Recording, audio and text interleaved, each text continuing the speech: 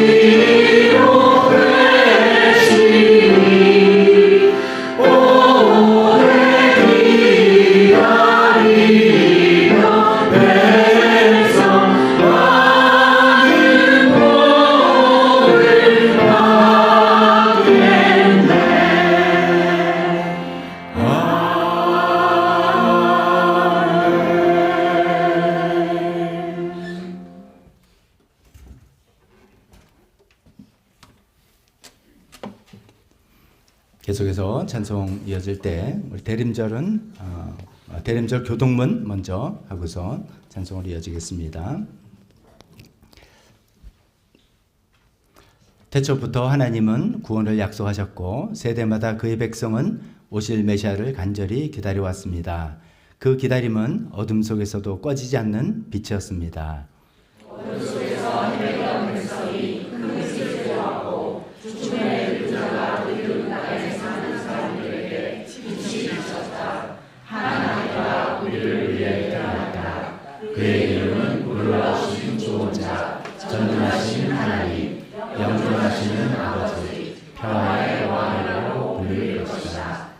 때가 참에 하나님은 오랜 기다림을 이루셔 육신을 입은 아들 예수 그리스도를 우리 가운데 보내셨습니다. 그 안에서 하나님의 모든 약속은 성취되었고 구원의 은혜가 역사 속에서 나타나기 시작했습니다. 그 말씀은 육신이 되어 우리 가운데 사셨다. 우리는 그의 영광을 보았다. 그것은 아버지께서 주신 외아들의 영광이었다. 그는 은혜와 진리가 충만하였다. 이제 우리는 다시 오실 주님을 기다리는 백성으로 살아갑니다. 그 기다림은 침묵이 아니라 깨어 기도하며 소망을 붙드는 믿음의 삶입니다. 내 영혼이 주님을 기다리며 내가 주님의 말씀을 바란다. 내 영혼이 주님을 기다리니 파수꾼이 아침을 기다림보다 더 간절하다. 진실로 파수꾼이 아침을 기다림보다 더 간절하다. 이스라엘아, 주님을 의지하라. 주님께 한 인자하심이 있고 성령하시는 큰 능력은 그에게만 있다. 주님이 다시 오시는 그날에는 모든 상처가 치유되고 모든 눈물이 닦일 것입니다. 우리는 그 영광의 날을 바라보며 흔들리지 않는 마음으로 기다립시다. 보아라, 하나님의 집이 사람들 가운데 있다. 하나님의 신이 그들과 함께 계시고 그들의 눈에서 모든 눈물을 닦아주실 것이니 다시는 죽음이 없고 슬픔도 울부짖음도 고통도 없을 것이다. 이전 것들이 다 사라져 버렸기 때문이다. 우리는 이미 오신 주님 안에서 구원을 누리며 다시 오실 주님의 영광을 바라보는 대림절의 백성입니다. 두 기다림 사이에서 우리는 믿음으로 서고 소망으로 걸으며 다가올 영광을 향해 나아갑시다. 주님을 기다리는 사람이나 주님을 찾는 사람에게 복을 주신다. 주님께서 구원하여 주시기를 참고 기다릴 것이 좋다. 그렇다, 내가 곧 가겠다. 아멘. 오십시오, 주 예수님. 아멘. 이런 말씀 제일 끝에 아멘 오십시오, 주 예수님, 그 말을 아람어로 마라나타 그렇게 이야기하지 않습니까? 주님 어서 오십시오. 주님께서 오셔서 하나님의 구원을 완성하여 주시옵소서. 그런 마음으로 우리가 마라나타 고백하는 그 내용을 찬송으로 만든 그 곡 마라나타 찬송으로 좀 이어지겠습니다.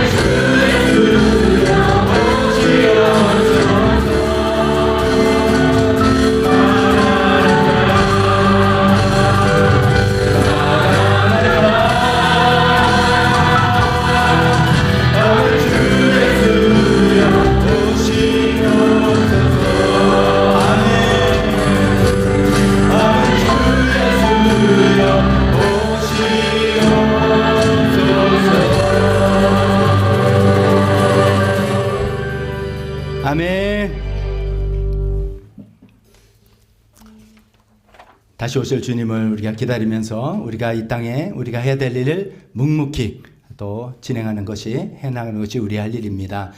지난주에 우리 많이 기도하고 정말 수년 동안 특히 지난 한 해 동안 총력을 기울여서 마음과 뜻을 다해서 우리 정말 이 교회 우리 건물을 위해서 대출 상환을 1차 상환을 다 마쳐냈습니다.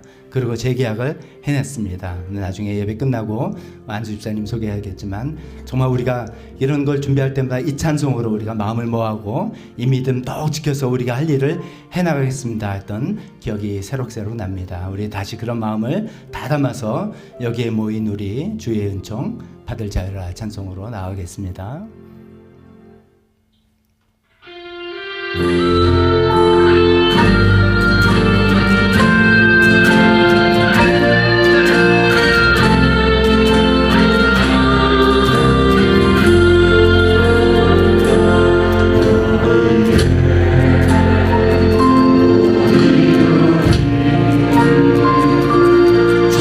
주의 은총 받은 자여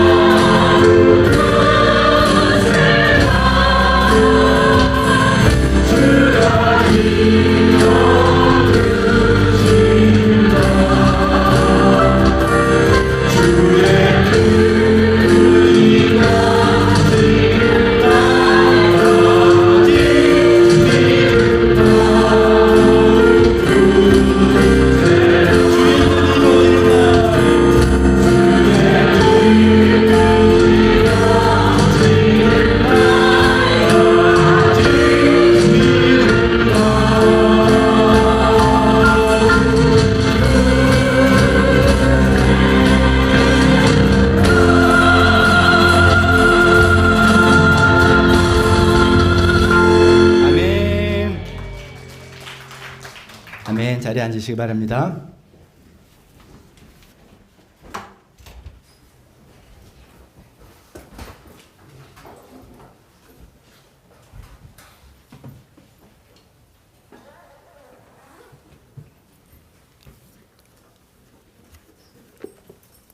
오늘 대림절을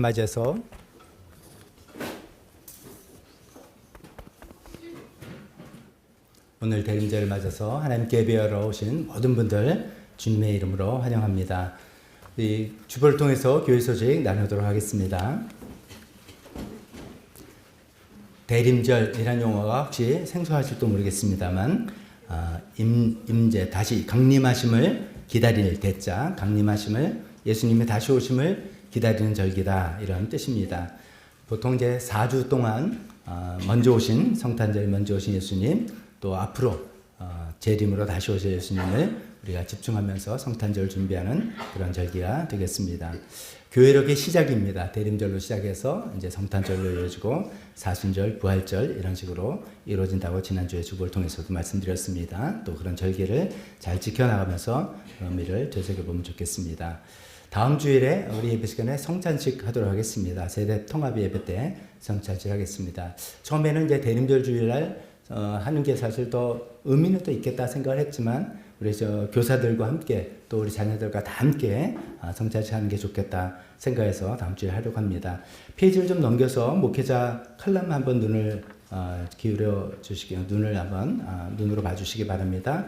제목이 이제 열린 성찬, 오픈 커뮤니언. 커뮤니언은 성찬이란 뜻입니다. 여러 표현이 있는데 그 중에 뜻인데 중간에 보면 제한 성찬, closed communion 뭐 이런 뜻이 있습니다. 성찬을 할 때 이제 성찬을 참여할 수 있는 자격이 어떤 사람이냐라는 그런 논란인데 제한 성찬이라는 것도 있습니다. 성찬은 예수님을 정말 분명히 믿고 그 교회 회원이 되고 정말 믿는 사람들만 하는 거다. 그러니까 제한해서 closed해서 하는 거다라는 의미고 열린 성찬은 예배 참석한 누구에게 하나님의 은혜를 참여하길 원하는 사람들이 다 오픈하자라는 그 뜻입니다. 저도 이제 예전에는 처음에 목회 시작할 때는 제한 성찬을 했는데 가정교회를 하면서 여러 가지 의미 이제 읽어보시면 제가 왜 이렇게 생각을 좀 바꿨는가 알 수 있을 텐데 이런 여러 의미에서 많은 분들에게 참여하기를 희망하는 사람들 다 그냥 하는 게 좋지 않을까라고 생각해서 열린 성찬으로 하고 있습니다. 여러분들 잘 칼럼 읽어보시고 내가 아직은 믿지 않는다 할지라도 나는 그런 마음으로 하나님 은혜 참여해서 예배도 드리고 그렇게 알고 싶다라고 하면 참여해도 좋을 것 같습니다. 제일 밑에 보면 미성년 자녀들에 대해서 부모님들에 대한 안내입니다. 이런 가이드를 잘 참고해 보시고 여러분들이 자녀들이 미리 특히 미성년자들은 이제 또 다음 주에 성찬 칠 때 어떻게 하면 좋겠니 이런 얘기를 좀 나눴으면 좋겠습니다.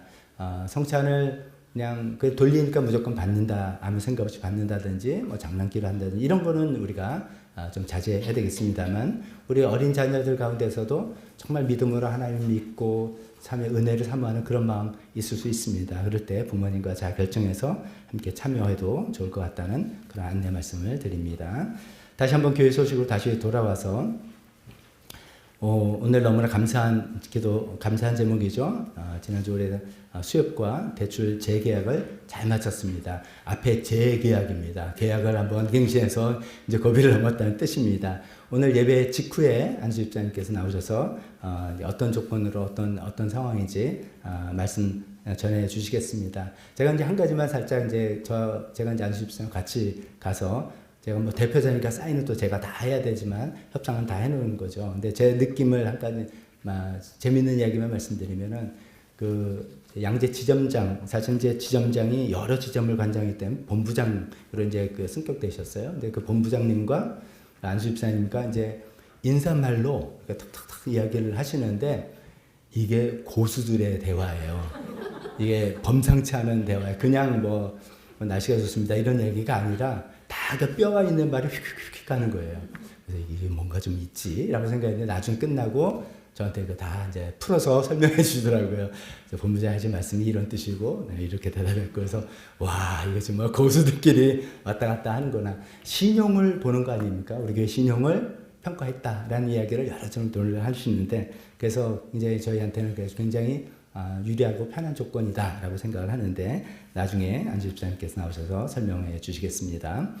계속해서 우리 대표기도 이상민 집사님 아버님, 윤창엽 집사님의 동생분 12월부터 이제 항암 치료 들어가고 강성엽 집사님 올케 또 이금자 어머님 척추 통증을 위해서 관심과 기도해 주시기 바랍니다. 12월에 헌금위원 박성현 집사님 또 박신현 목자 두 분 수고하시겠습니다. 네팔과 나라 북한을 위해서 우리 계속해서 관심과 기도 가져야 되겠습니다. 이 시간에 대표기도와 헌금 시간으로 이어지겠습니다.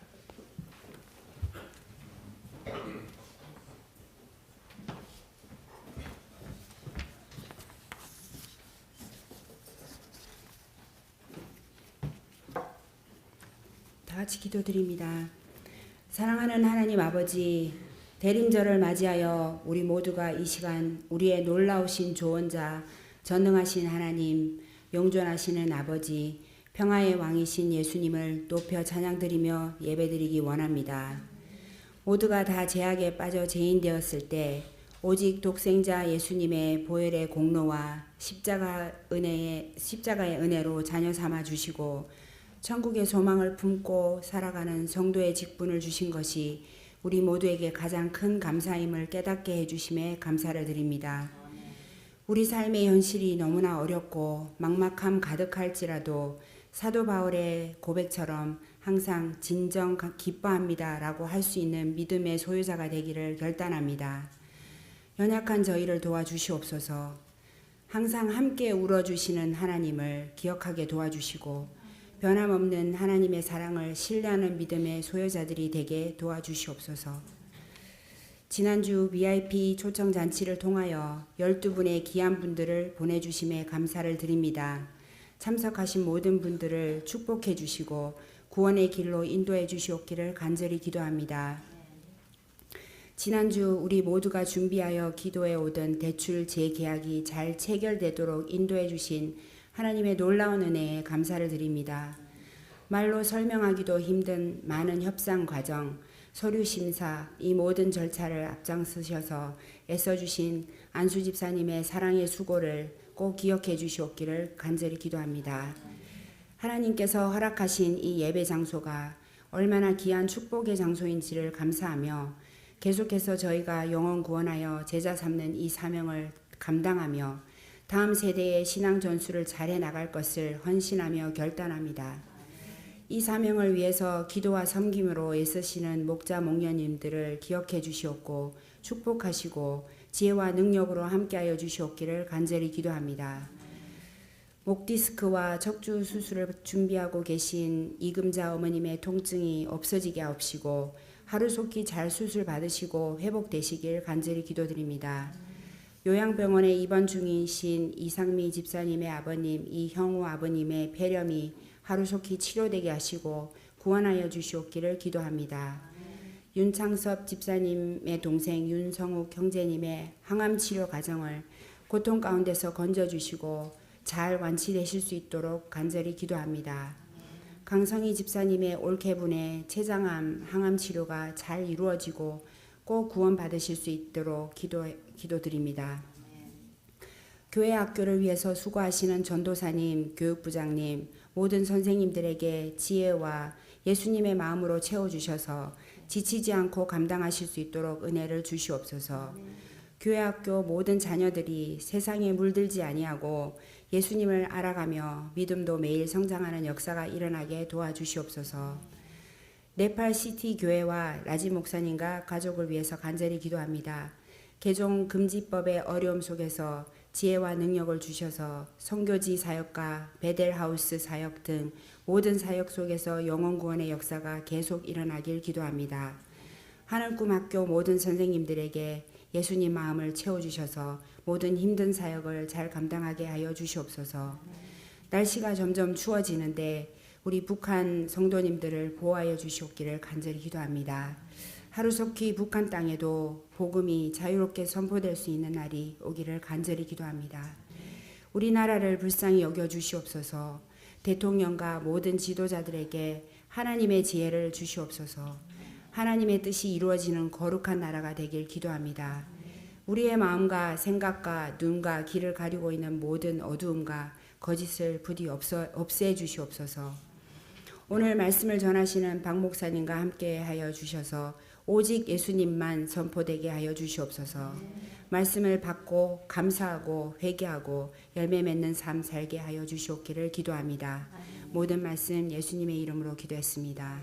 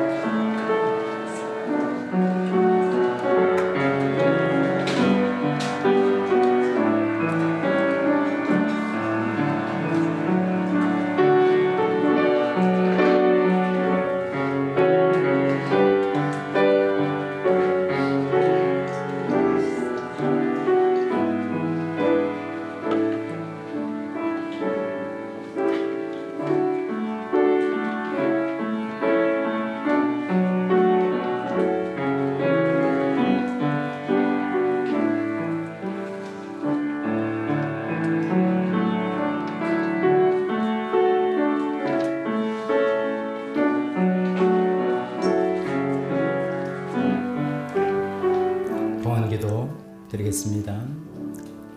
하나님 아버지, 오늘도 저희가 주님께 헌금을 드립니다. 하나님, 드리는 손길 복을 내려 주시옵소서. 하나님을 정말 믿고 의지하고 하나님을 믿는 믿음을 우리 이 헌금으로 표현합니다. 하나님을 사랑하고 하나님을 신뢰한다는 것을 이렇게 표현합니다. 하나님, 이 마음과 정성을 받아주시고 우리 드리는 손길에 필요한 것들 아버지께서 다 채워주셨기를 간절히 기도합니다. 하나님의 헌금이 정말 귀하게 사용되셔서 하나님 나라에 또 교회 필요에 또 선교지에 우리 교육에 잘 사용될 수 있게 도와주셨기를 간절히 기도드리며 예수님의 이름으로 기도했습니다. 아멘. 설교 본문 들기 전에 광고 두 가지가 있어서 더 말씀드리겠습니다. 오늘 들어오면 벌써 교회 청탄 장식이 착 돼 있잖아요. 원래는 이제 오늘 끝나고 다 같이 하자 이런 말씀 제가 드렸던가요? 안 드렸던가요? 마음속으로만 생각했군요. 그게 하려고 했는데 아무래도 이제 이렇게 좀 손길이 들어가고 해야 된다 해서 어저께 이제 사회정 집사님 또 몇몇 집사님, 김전 집사님, 신영 집사님 와서 다 추리해놓고 했습니다. 그래서 새롭게 분위기도 단장했습니다. 나 이게 청단 장식하는 거다 참 좋아했는데 아쉬운 분들 좀 있을 거예요. 근데 좀 다음에 또 그런 기회 드리도록 하고 이렇게 알아두시면 좋겠습니다. 한 가지 광고 더는 이번 수요 예배를 한번은 쉬도록 하겠습니다. 근데 이제 수요 예배 저희 최근에 기독교 고전으로 여는 영성에 대해서 쭉 시리즈로 시대의 순으로 좀 하고 있습니다. 특히 최근에 종교교육, 마틴 루터부터 칼빈서부터 또 우리 침례교의 뿌리가 되는 아나베프티스트, 지난번에는 알미니안 등등 굉장히 많은 내용들 저로서는 굉장히 열심히 준비해가지고 나눈 내용입니다. 오지 못하시더라도 동영상으로 홈페이지나 유튜브를 보실 수 있으니까 보시고 우리의 성경의 지식도 넓어지고 영성의 폭도 넓어지는 그런 시간들 되었으면 좋겠습니다.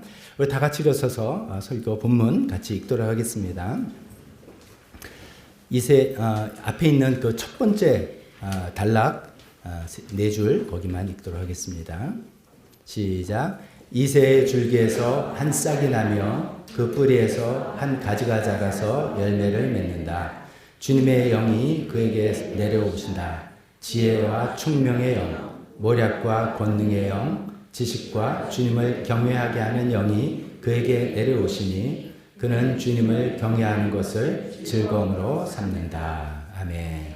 설교에서 잠깐 기도하겠습니다. 하나님 아버지, 계속해서 이사야서 말씀을 저희가 살펴보고 있습니다. 이사야 선지자를 통해서 하신 말씀이 특히 최근에 몇 주는 예수님을 향한 예언이라는 것을 저희가 알고 예수님께 관심을 갖고 예수님께 집중합니다. 하나님은 오늘도 예수님을 통해서 이루어질 그 약속을 저희가 듣고 또 우리는 어떻게 반응해야 될지 생각해보는 시간을 갖고자 하오니 성령님께서 우리 각자의 마음을 주장하여 주시옵소서. 예수님 이름으로 기도했습니다. 아멘. 자리에 앉으시기 바랍니다. 오늘 이사야서 11장을 가지고 평화를 기다리는 사람들이라는 제목으로 하나님의 말씀 전하려고 합니다. 오늘 이제 본문을 이렇게 정하면서 속으로 너무 기뻤어요. 오늘 이제 대림절인데 딱 오늘 본문이 이사야서 말씀을 가지고 이렇게 나가는 중에 너무나 대림절과 딱 맞는 본문이 돼서 제가 이제 처음에 구성할 때 이게 미리 생각 왜 못했습니까? 이렇게 하실 분도 있지만 그것까지는 미처 못했는데 너무 이렇게 딱 맞게 돼서 너무 저는 감사하고 기쁩니다. 대림절 아까 광고 때 말씀드렸지만 이미 오신 2000년 전에 이미 오신 예수님을 우리가 기억하고 감사하면서 동시에 다시 오실 예수님을 기대하고 기다리는 그런 시즌입니다. 그 대림절의 어떤 주어 단어는 기다림입니다. 하나님께 예수님께서 다시 오심을 내가 기다리겠다. 그런 기다림인데 그 기다림은 그냥 단순한 기다림이 아니라 이미 오셔서 하나님께서 시작하신 어떤 것들의 연장선에서 우리가 기다리는 것이죠. 이미 오신 건 예수님께서 베들레헴의 말구에 오신 어린아기로 오신 그 작은 움직임으로 시작해서 오셨고 나중에는 우리가 살펴보겠지만 거대한 온 세계 평화를 이루는 놀라운 세계로 이끌어 나가실 그 날을 우리가 기다려 보는 것입니다. 그런 의미에서 오늘 본문 말씀을 먼저 설명을 좀 드리고 우리가 적용할 포인트를 생각해 보도록 하겠습니다. 첫 번째 포인트는 우리가 금방 읽었던 그 단락입니다. 11장 1절에 있는 내용입니다. 이새줄기에서 한 싹이 난다 이런 말씀입니다. 성경을 잘 아시는 분들은 이게 무슨 말인지 척 알겠지만 좀 생소하신 분들은 이새줄기가 뭐야? 이렇게 생각하실 수 있겠습니다. 이새줄기 그 얘기하기 전에 이 나무 이미지 한번 먼저 말씀드려 보겠습니다. 우리가 보통 이제 나름들이 뭐 큰 나무든지 이렇게 있으면 나무를 이렇게 베어버린단 말이죠. 베어버리면 나무가 어떻게 됩니까? 죽죠. 그 나무를 이제 여기서 죽고 그다음에 뿌리를 뽑아내고 이렇게 되는데 가끔 그런 거 보신 적이 있을 겁니다. 나무를 딱 베어서 밑동만 남아 있는데 그걸 밑동이라고 그러기도 하고 구루터기라고 그러기도 하죠. 성경에 많이 나오는 인용입니다. 구루터기만 있는데 거기서 옆에서 뭐가 나와요? 싹이 하나 나와요. 싹이 이렇게 나와서 또 뭐 이렇게 자라는 모습 본 적이 있을 겁니다. 이제 모든 나무가 그런 건 아닌데 이 뿌리가 튼튼하고 생명력이 쫙 있을 때는 뿌리에서 힘이 나가지고 싹을 튀어낸다 그런 얘기를 합니다. 특히나 이제 올리브 나무 같은 나무는 성경에 보면 올리브가 많잖아요. 이 나무는 뿌리로 이렇게 대나무처럼 뿌리로 이렇게 번식하는 나무예요. 그러니까 여기를 잘라도 윗동을 잘라도 뿌리를 통해서 다른 데서 땅 위로 이렇게 싹이 올라와서 나무를 만들고 그럽니다. 그러니까 이스라엘 사람들은 이런 것들이 우린 도시 사람과 달리 굉장히 흔하게 보는 장면이라서 잘 이해할 수 있는 그 이미지를 써서 이야기를 하고 계시는 겁니다. 근데 다시 이제 이새로 돌아오면은 이새는 사람 이름이에요. 이새가 누굽니까? 퀴즈. 이새가 누굽니까? 누구의 아버지? 다윗의 아버지다 이거죠. 왜 갑자기 다윗의 아버지 이새가 나오느냐? 지금 이 무대는 남쪽 유다 왕국입니다. 북쪽 이스라엘 왕국은 아시리아에게 멸망한 남쪽 유다 왕국인데 남쪽 유다 왕국은 다윗 왕조라고 그러잖아요. 그걸 다윗으로 시작해서 그 후손이 계속 왕이 될 때 그걸 왕조, 다이너스티 이렇게 얘기하지 않습니까? 근데 이제 이새는 다윗이 왕이 되기 전에 이제 이미 아버지였잖아요. 그러니까 지금 이새 줄기다고 한다면 이게 왕가를 이뤄서 뭐 영광스럽고 휘황찬란한 궁궐에 있고 이런 이미지가 아니라 다윗이 왕이 되기 전에 아버지 그냥 평범한 소시민으로 살아가던 한 개인인데 그것도 나무가 잘려버렸어요. 그러니까 초라하고 소망이 없는 것 같고 볼품이 없는 그런 이미지를 갖고 있습니다. 그 나무가 딱 잘려서 이제 이 다윗 왕조는 이제 끝났나 보다. 지금 현재 강국 아시리아가 계속해서 공격을 하고 협박하고 위해서 그 나라의 운명이 풍전등화처럼 돼 있는 그 당시의 장면을 상징하는 것입니다. 지금 왕조가 거의 무너져가는 것이 마치 잘려나간 그루터기, 밑동 같은 그런 처지가 됐다는 것을 이야기하는 것입니다. 그런데 끝나지 않았다 이거예요. 그래서 밑동이 잘렸는데 잘린 것 같이 그냥 끝난 것 같은데 끝나지 않고 뿌리의 생명력으로 해서 한 싹이 나고 있다 이야기를 하고 있는 것이죠. 이 싹이 결국 우리는 누구 다 알죠? 이미 오신 예수님을 상징하는 말씀이다 하는 거죠. 이 작은 싹, 지금 이 작은 싹 같으면 우리가 뭐 이게 예를 순이 나면 여러분 가끔 장난으로 이렇게 딱 꺾어버리기도 하고 그러잖아요. 뭐 이 봄철에 두릅나무를 다 그렇게 꺾는 거잖아요. 이게 이게 꺾이지 않고 자라면 점점점 줄기가 굵어져가지고 튼튼한 아름드리 나무가 될 수도 있는 그 작은 싹을 이야기하는 거지 않습니까? 그게 바로 좀 전에 말씀드린 것처럼 베들레헴 말구에 태어나신 어린 아기로 태어나신 예수님으로 오는 그 구원을 이야기하는 것입니다. 참고로 베들레헴 말구유 할 때마다 제가 좀 마음에 걸리는 부분이 있습니다. 정확히는 우리가 관용적으로는 말구유라고 하지만 말구유는 아닙니다. 왜냐하면 말은 지금도 그렇죠. 말 한 마리 키우려면 얼마나 돈 많이 들입니까? 베들레헴 촌동네에 말을 키울 수가 있는 그런 여력이 없습니다. 그건 양구유, 양이나 염소 키우는 건데 우리가 그냥 관용적으로 말구유라고 했습니다. 근데 실제로 그 말은 아니다. 소나 양, 소도 아닐 겁니다. 소도 귀한 동네에서 양 같은 데서 동물 축사 이런 겁니다. 거기에 보잘것없이 작은 존재로 태어나신 그 예수님으로 오심으로 해서 정말 하나님의 구원의 큰 역사가 일어날 것이라는 것을 여기서 이미 이세 줄기에서 난 그 한 싹으로부터 하나님의 구원의 역사를 이루겠다는 말씀으로 이야기하는 것입니다. 자, 그래서 하나님의 구원의 역사는 이 작은 싹으로부터 시작된다. 끝난 것 같은데 끝나지 않고 하나님의 생명력으로 이끌어 나가신다라는 것입니다. 그래서 나중에도 생각해 보겠지만 우리가 인생을 살다 보면은 좀, 내 인생에 밑동이 잘렸네. 우리 집안에 정말 줄기가 잘려버렸다. 그래서 이제 좀 끝장난 거 아닌가. 저 소망이 안 보인다. 더 이상 어떻게 살아야 될지 모른다. 라고 생각하는 그런 시점이 있을 수도 있습니다. 그러나 하나님께서는 그런 순간에도 그 밑에서 한 새순을 틔우게 해서 그것을 통해서 하나님께서 이루실 역사, 우리 인생을 이끄시를 그런 놀라운 일을 해나가시는 그런 놀라운 하나님이라는 것을 우리가 또 기억하면 좋겠습니다. 또 하나 생각할 것은 작은 싹이라고 하니까 잘못하면 오해하면 작은 싹, 한 싹, 그러니까 그냥 크게 될 필요 없네. 열심히 공부해가지고 성공하거나 높은 사람 되거나 이렇게 할 필요 없이 하나님의 나라의 역사는 그냥 조그맣게 작게 있을 때 하는 거겠군요. 라고만 생각하면 오해입니다. 특히 우리 자녀들이라든지 우리 열심히 삶을 살아가시는 분들. 이거는 하나님께서 우리가 세상에서는 보통 큰 자, 높은 사람, 자기 능력이 대단한 사람, 이런 사람을 통해서 이 세상을 이끌어 간다라고 하는 통상적인 세상의 개념과 달리 하나님께서는 크든 작든입니다. 사실 크든 작든 위대하든 평범하든 하나님 앞에서 작은 싹처럼 겸손한 사람들을 들어서 쓰신다는 그런 상징어지. 이 말씀 들어보니까 내가 꼭 그렇게 열심히 세상에서 노력해서 그 높은 지위에 오를 필요가 없네요 라고 생각하시는 것은 오해다, 이런 말씀입니다. 사실 그러나 우리가 이제 이런 건 있죠. 높은 지위에 오르면 우리 마음이 뭐 하기 쉬워요? 교만해지기 쉬워요. 마음이 높아지기 쉬워요. 하나님을 의지하는 마음이 사라지기 쉽습니다. 근데 그것은 작은 싹과는 상관없는 거죠. 작은 한 싹은 우리가 지위가 어떻든 간에, 우리의 역량이 어떻든 간에 하나님 앞에서 정말 하나님만 의지하고 살아가는 그런 존재입니다라고 고백하는 그런 마음, 그런 자세, 그런 것을 작은 싹, 한 싹이라고 이야기하며 하나님께서는 그것을 통해서 하나님의 역사를 이뤄나간다는 것을 우리가 꼭 기억했으면 좋겠습니다.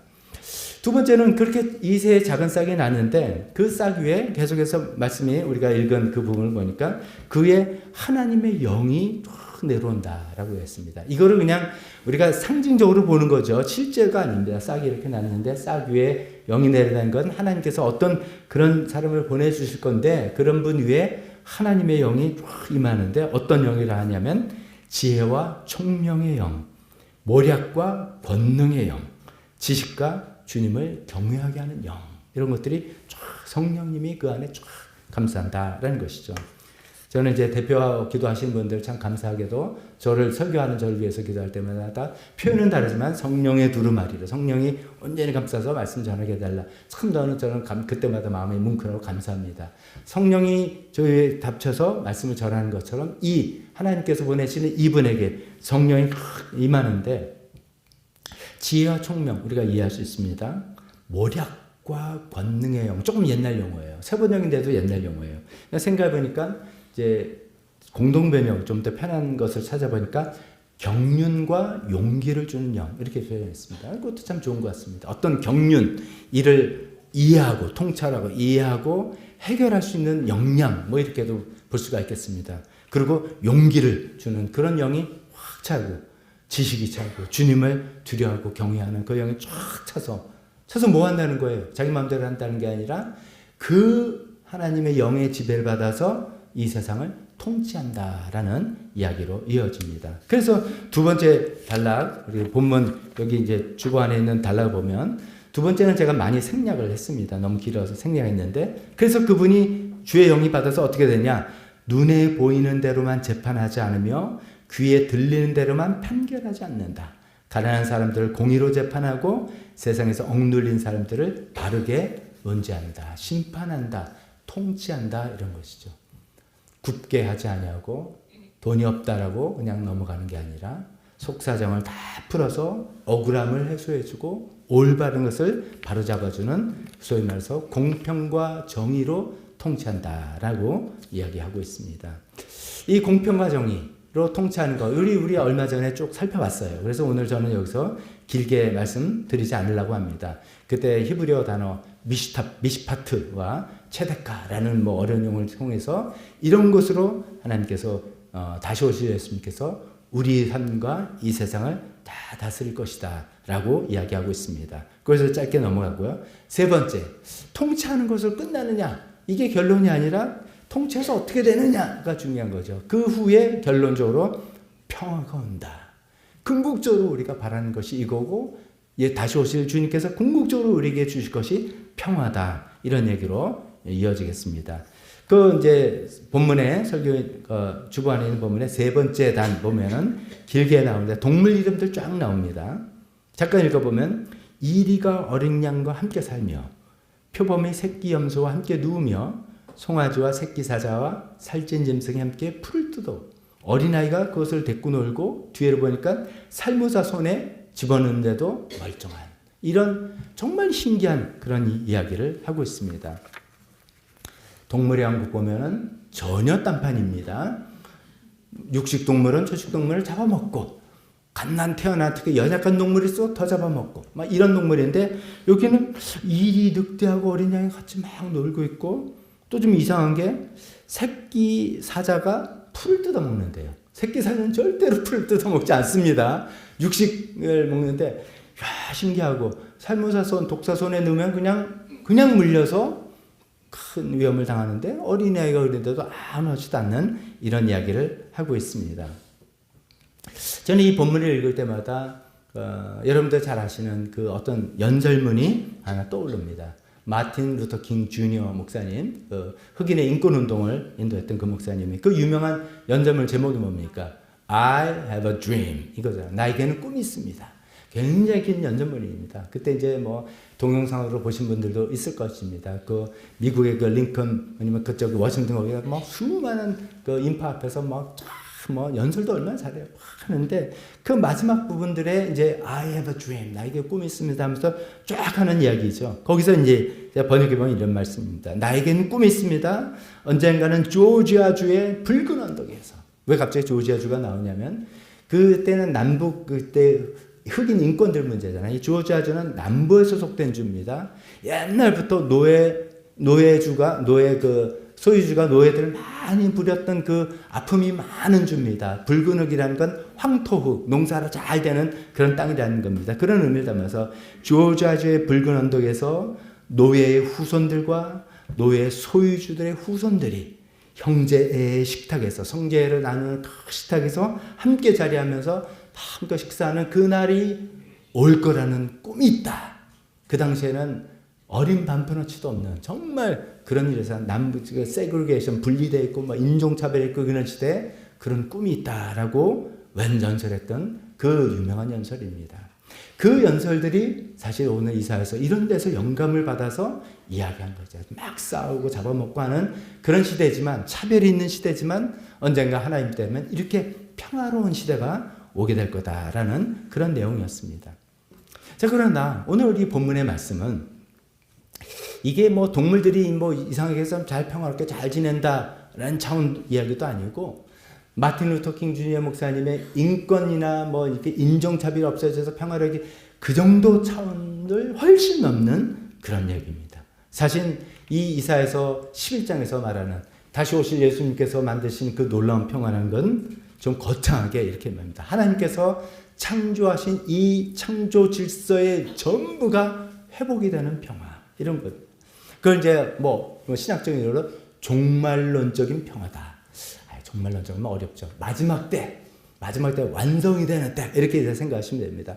지금은 평화가 있어라도 막 이렇게 뭐 있지만 그때는 완전히 모든 것이 완성이 되는 그런 평화를 이런 식으로 새끼 사자하고 송아지 같이 풀을 뜯어먹고 독사굴에 손을 넣어도 물리지 않고 서로 싸움과 사륙과 이런 것이 전혀 없는 그런 시대라고 이야기하는 겁니다. 우리가 대림절을 맞이해서 이제 대림절의 주제는 기다림입니다. 이미 오셨던 주님을 옛날의 성도들은 오랫동안 기다려왔습니다. 그러다가 아기 예수님 오심을 맞이했고 지금 우리는 다시 오실 주님을 계속해서 2000년 동안 기다리고 있습니다. 기다림인데 사실 궁극적으로 뭐를 기다리느냐 하면 오늘 이야기로 이야기할 수 있습니다. 언젠가 주님께서 다시 오셔서 정말 이 온 세상이 평화로운 시대가 돼서 더 이상 분쟁과 갈등과 싸움과 전쟁이 없고 사륙이 없는 그런 하나님께서 창조하신 모든 세계가 완전히 회복이 되는 그런 평화의 땅, 평화의 세계를 우리는 기다리는 것입니다. 그래서 새하늘과 새 땅의 평화를 기다린다. 이렇게도 표현할 수가 있겠습니다. 자, 그런데 우리가 2000년 동안 이렇게 기다려왔는데 우리가 지금 살아가고 있는 이 현실은 어떻습니까?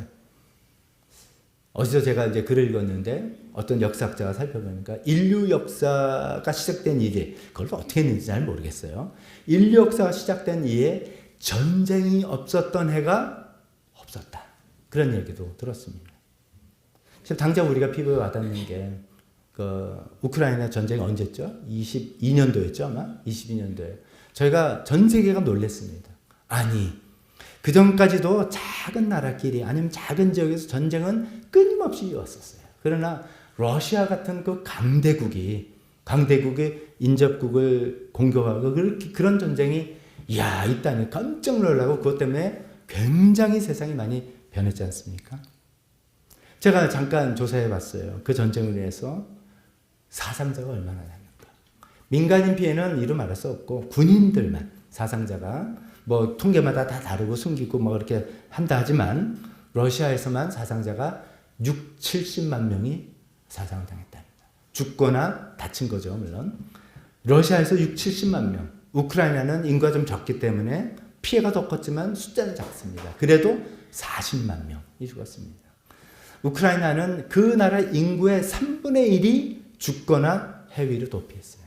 나라가 거덜났습니다. 주요 인프라는 다 파괴되었습니다.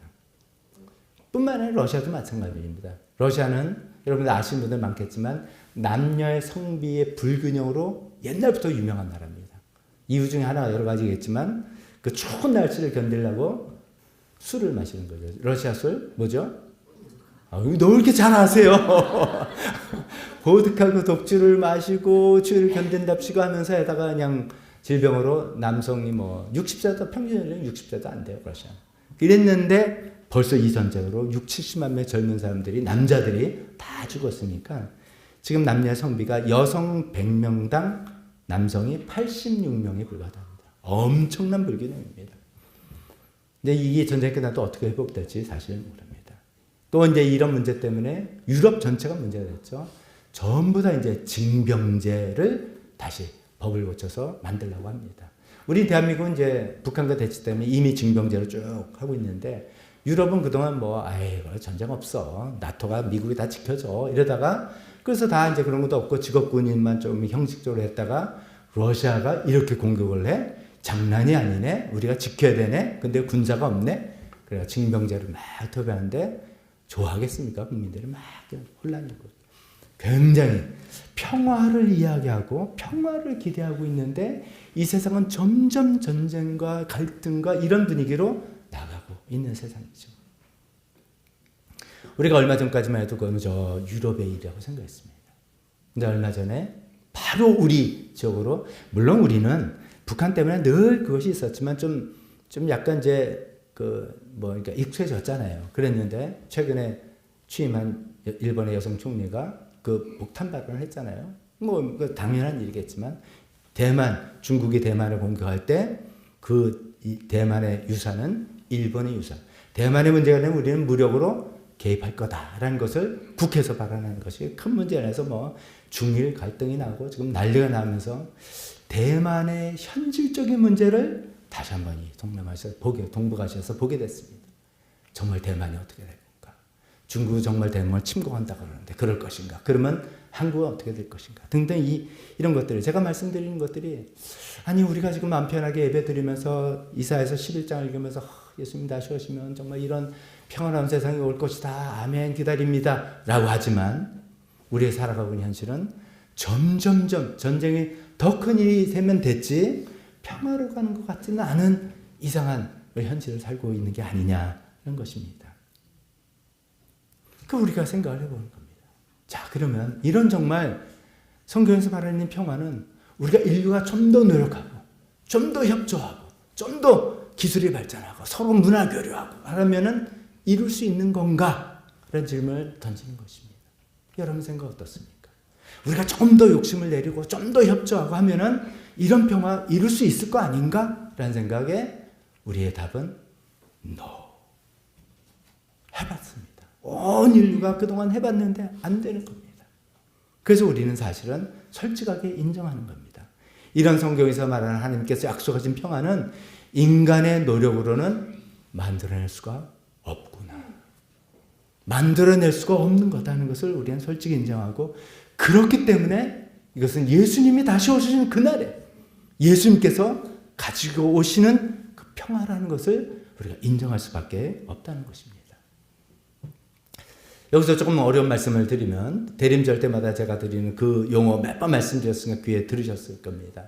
독일의 몰트만이라는 신학자가 쓴 용어라고 미래라는 단어를 두 가지 개념으로 설명하는 거 말씀드렸습니다. 한 가지는 우리가 보통 미래를 영어로 future라고 할 때 그 단어가 futurum이라는 단어에서 왔다 그랬죠. 그 futurum이라는 미래는 우리가 만들어 나가는 미래입니다. 우리가 왜 일하고 왜 공부하고 왜 열심히 뭐 돈을 모으고 뭐 투자를 하고 합니까? 우리 미래를 우리가 준비해 나가는 거잖아요. 우리 이번에 대출 상환하는 것도 미래를 준비해서 열심히 힘을 해서 다 우리가 미래를 준비해 나간 거죠. 근데 우리가 이제 감사하다 하는 거는 뭐 우리가 준비한 대로 하면 되는 거네 라고 미래가 되어지지 않더라는 거잖아요. 그래서 한쪽으로는 푸트룸이에요. 우리가 열심히 미래를 준비하고 애쓰고 노력해야 되는 그 푸트룸의 미래가 있는데 정말 하나님께서 우리에게 주시는 정말 그 미래는 어드벤투스의 미래더라. 그 어드벤투스라는 하나님이 가지고 오시는 미래. 그래서 그 어드벤투스라는 단어에서 대림절을 영어로 advent라는 단어가 나왔다라고 말씀드렸지 않습니까? 그러니까 우리가 이 세계의 평화를, 우리 사회의 평화를, 우리 나라도 이제 그런 얼마나 갈등이 많습니까? 이 사회의 평화를, 관계의 평화를 정말 내가 내 손으로 만들어낼 거다라는 생각을 만들어 있을 수 있다라고 생각할 거냐? 그건 푸트룸의 평화인데 불가능한 거고. 실제로 그런 평화는 어드벤투스로서 하나님께서 주셔야 되는 것. 하나님께서 갖고 오시는 것. 우리는 그 평화를 기다리며 사는 사람이다. 이겁니다. 그래서 우리가 세상에서 이런 현실을 봅니다. 아니 성경에서는 뭐 예수님 오시면 평화가 오고 예수님 평화의 왕이라고 하시고 뭐 기독교 믿는 사람들이 많으면 사람이 이렇게 우리가 평화를 노래하지만 현실은 뭐냐? 이거 다 엉터리 아니냐? 라고 해서 우리 마음속에 지탄을 받을 수도 있고 우리 마음속에 낙심이 될 수도 있지만 우리가 이 사실을 분명히 알아야 되는 거죠. 인간의 힘과 노력으로는 평화는 얻을 수가 없다. 이 평화는 정말로 하나님께서 주시는 것이고 궁극적인 세상의 평화는 예수님께서 다시 오실 때만이 이사야서 11장의 말씀을 말하는 이런 놀라운 평화가 일어난다는 것을 우리가 믿고 나갔으면 좋겠습니다. 자, 그래서 대림절은 기다리는 거예요. 이런 평화의 날을 기다리는 겁니다. 자, 그러면 이제 생각할 때 기다리기만 하나? 이런 생각이 들죠. 이거 뭐 기다리면 맨날 기도하면서 주님 다시 오시옵소서 마라나타 뭐 기도하면서 하나님 기다림이랍니다. 뭐 우리는 할 수 없다. 이렇게만 할 수는 없는 거잖아요. 그래서 마지막으로 적용으로 생각해 봅니다.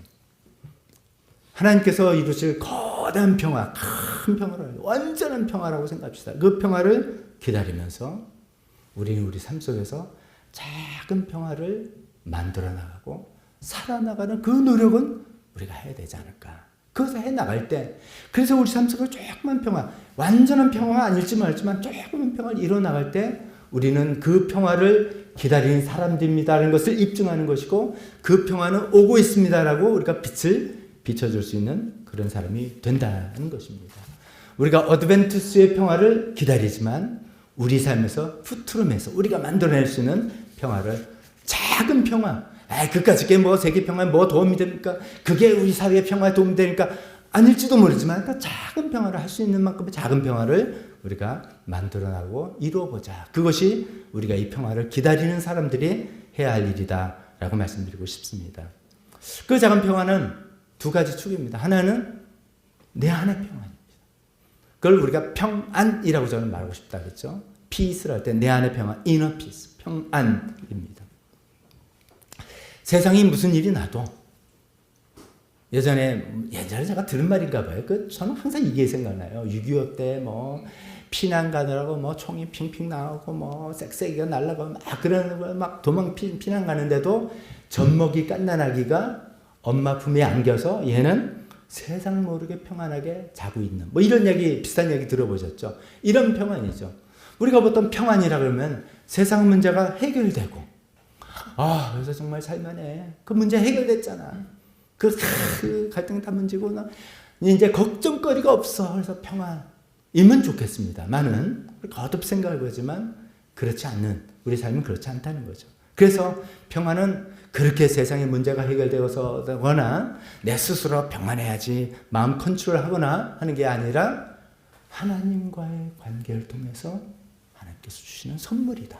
이렇게 성경에서 계속해서 하는 이야기 아닙니까? 최근에도 말씀드린 것 같지만 다시 한번 인용해 보겠습니다. 빌립보서 4장 6절에서 7절 말씀입니다. 아무것도 염려하지 말고 오직 모든 일을 기도와 간구로 하고 여러분이 바라는 것을 감사하는 마음으로 하나님께 아뢰십시오. 그리하면, 여기 핵심이죠. 그리하면 사람의 헤아림을 뛰어넘는 하나님의 평화가 여러분의 마음과 생각을 그리스도 예수 안에서 지켜줄 것이다. 그래서 지난번부터 강조했죠. 사람의 헤아림을 뛰어넘는 평화. 우리가 사람의 헤아림 가운데 얻는 평화 있습니다. 문제 해결됐을 때, 관계에 화해됐을 때, 여러 가지 병이 나았을 때, 돈 문제 풀렸을 때, 뭐 이렇게 했을 때 너무 좋아. 이게 사람의 헤아림에 따른 평화죠. 근데 그렇게 되는 것도 있습니다. 하나님께서 은혜를 주셔서 그렇게 될 수도 있지만, 그렇게 되지 않는다 할지라도 우리가 하나님과 관계가 올바로 될 때 그것을 뛰어넘는 하나님의 평화가 우리 마음을 채워줄 수가 있다 이거죠. 그런 평화를 우리는 계속해서 하나님과 관계를 계속해서 키워나가면서 그런 평화를 받아나가는 우리가 되자는 것이죠. 성경 문제 한 군데 더 인용합니다. 요한복음 14장 27절입니다. 예수님 하신 말씀입니다. 나는 내 평화를 너에게 준다. 내가 너에게 주는 평화는 세상이 주는 것과 같지 않다. 같은 비슷한 맥락이죠. 세상이 주는 평화, 문제 해결, 관계 해결, 뭐 했으면 평화, 이런 거와 다르다는 거죠. 예수님 왜 이런 얘기 하십니까? 예수님이 언제 이야기를 하셨습니까? 예수님께서 제자들에게 잡혀 돌아가시기 전날, 우리 같으면 내일 무슨 일이 날지 모르지만 예수님 내일 무슨 일이 날지 뻔히 아시고, 당신이 이제 배신당하고 잡혀서 십자가에 돌아가실 걸 다 아시는 상태. 그렇다면 우리 마음은 복잡하고 부글부글 끓는 마음과 걱정과 염려가 가득 찰 그 상태인데 예수님께서는 평안, 그 평안을 너에게 준다. 내가 왜 평안하냐? 내가 속이 없어서, 생각이 없어서, 나는 뭐 미래를 몰라서가 아니라 그런 모든 복잡한 일이 있지만 나는 하나님의 뜻을 수행하는 것이고 하나님과 관계가 스트롱하기 때문에 내가 평안을 얻는데 이 평안을 너에게 주고 싶다라고 예수님께서 말씀하셨지 않습니까? 그래서 우리도 하나님과 관계를 통해서 세상의 조건과 상관없이 되면 할렐루야, 안 돼도 내 평안을 얻을 수 있는 그 평안을 계속해서 얻어나가는 우리가 되자는 말씀입니다. 쉽지는 않지 않습니까? 세상은 비교와 경쟁의 세상이죠. 세상은 다른 사람들의 화려한 모습과 행복한 모습을 너무 쉽게 보게 되는 것입니다. 제가 최근에 저는 좀 카톡 쓰는데 조금 불만이 생겼어요. 뭐가 뭐 개선이 돼서 아마 카카오톡을 SNS처럼 쓰려고 하는 것인지 저는 카카오톡을 소통하려고 하는데 처음에 딱 키면은 다른 분들이 올린 업데이트한 사진들을 먼저 보게 되더라고요. 아니 뭐 관심이 있어요. 근데 아니 우리가 사진 올린 건 다 좋은 거 올리는 거잖아요, 사실. 난 너무 힘들어요. 이거 올린 사진은 못 봤어요. 뭐 잘 나간 거 뭐 이렇게. 그럼 남들 그런 모습만 보면 다들 잘 나가는데 나만 꿀꿀하네. 이렇게 생각하는 게 SNS의 큰 단점, 문제잖아요. 근데 이 카톡마저도 이거를 먼저 보이게 하다니 배신감. 저는 속으로 좀 불편해서 어떻게 하면 안 보고 넘어가려고 애를 쓰는데 안 보려고 애를 써도 그런 것들이 너무 쉽게 보이는 세상을 우리가 살고 있지 않습니까? 그러니까 나만 뒤처진 것 같고 나만 문제 있는 것 같고 나 이렇게 되면 안 될 것 같고 다들 공부 잘하고 다들 잘 나가고 이런 세상에 살고 있기 때문에 더욱더 우리가 더욱더 하나님 말씀을 이렇게 예배드리며 진짜게 예배드리며 찬양할 때 전심을 내서 주님께 찬양하고 기도하고 하나님 말씀으로 계속해서 양식을 먹으며 그 말씀과 교류하는 게 없으면 어떻게 우리가 이 세상의 평화를 누려나갈 수 있겠습니까? 정말 그렇게 하나님과 관계를 통해서 내 마음의 평화를 그래서 잘 나가고 좋기 때문에 저분이 잘 나가는 것만이 아니라 힘들고 어렵고 낙심할 그럴 때도 정말 그 평화를 누리고 나가는 모습이 있다면 정말 예수님께서 오실 때 갖고 오실 그 평화를 기다리는 사람다운 사람으로 우리가 보여줄 것입니다. 그 평화를 정말로 믿고 나는 이 시간에 내 삶에서 작은 평화를 살아나가겠습니다라는 그런 사람이 될 수 있을 거라 믿습니다. 두 번째는 내 마음에 평안이 있을 때 더욱더 다른 사람과 평화를 잘 만들어 나갈 수 있겠죠. 저는 이것을 화평이라고 말하고 싶죠. 다른 사람과 평화, 우리 말과 태도, 특히 친절한 태도로서 평화를 만들어 나가자 이런 것입니다. 우리 이제 관계에서 오는 평화인데 관계가 잘 될 때 물론 어떤 대단한 큰 희생적인 어떤 엄청난 거를 누가 베풀어주고 해서 감동이 돼가지고 관계 이런 것도 있습니다만은 우리 살아보니까 소소한 것들에서 주로 우리 삐지는 게 소소한 거에 삐지고 그런 것들이 쌓이다가 어느 날 팍 터지더라고요. 저를 봐도 그렇고 다른 사람 봐도 이 소소하고 작은 것에서 우리가 서로 정말 조심하고 친절히 대하고 말을 하고 이랬으면 좋겠습니다. 말 한마디 잘한 친절하게 하는 거. 갈등의 불씨를 끄는 말. 제가 이렇게 준비를 했는데 또 이거 막 읽으려니까 좀 낯설고 여러분 잘하실 것 같은데. 그래서 말할 때 제가 말 어떻게 하세요? 이렇게 말 안 해도 되죠? 무슨 말씀인지 다 아시죠? 말 한마디 친절하게, 조심하게. 다르고 다른 말.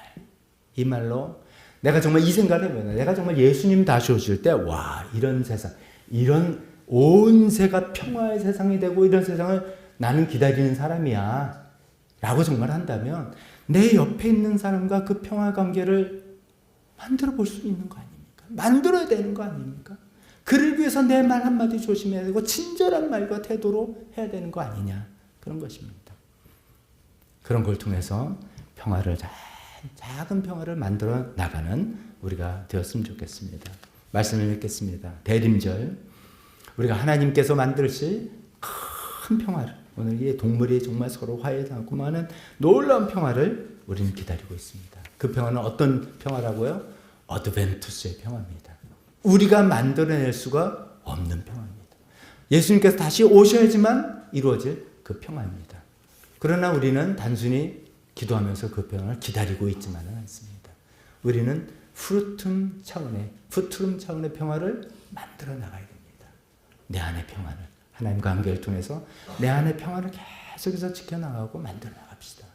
내 주변 사람과 정말 따뜻한 말과 친절한 행동으로 화평을 만들어 나가서 내가 정말 그 평화를 기다리는 사람입니다 라고 입증해낼 수 있는 우리 모두가 되었으면 좋겠습니다.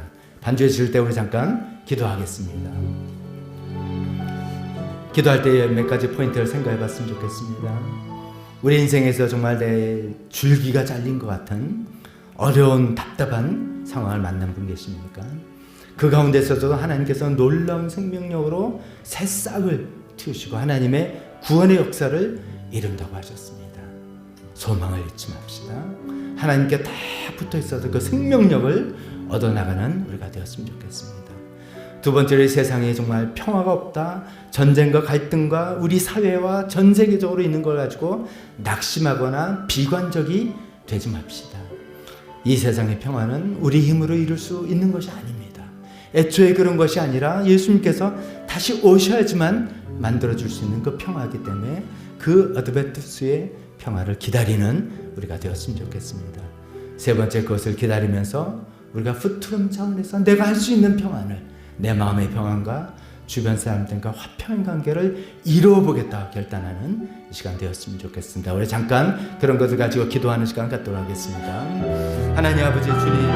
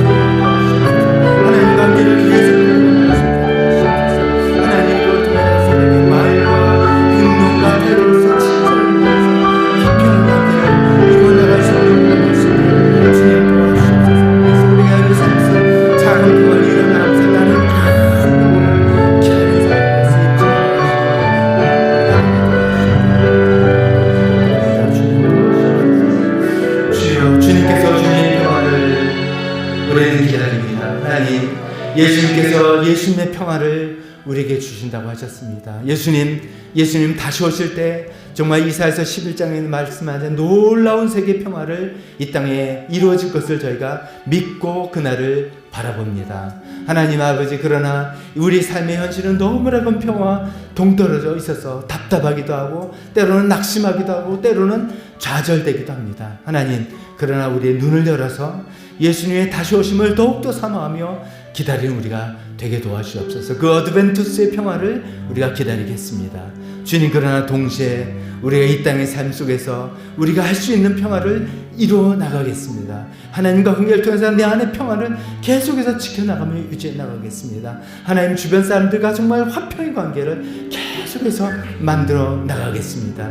그래서 우리가 말로만 거창하게 대림절 기다리는 사람들이 아니라 실제로 기다림을 이루어 나가는, 만들어 나가는 저희 모두가 되기를 간절히 기도합니다. 이 모든 말씀 예수님의 이름으로 기도했습니다. 아멘. 다 같이 일어서서 우리 헌지 찬송 그리고 축도를 올려주겠습니다.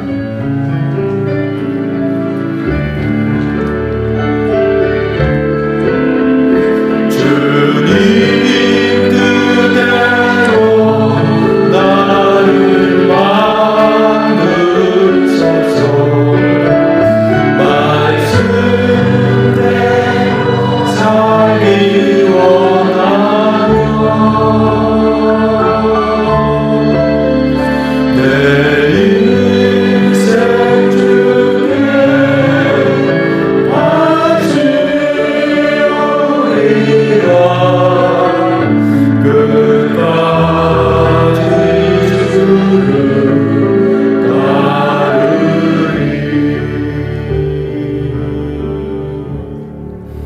축도 후에 잠깐 자리에 앉아서 남아 계시면 안수 집사님께서 수업과 관련된 이야기 해주시겠습니다. 축도하겠습니다.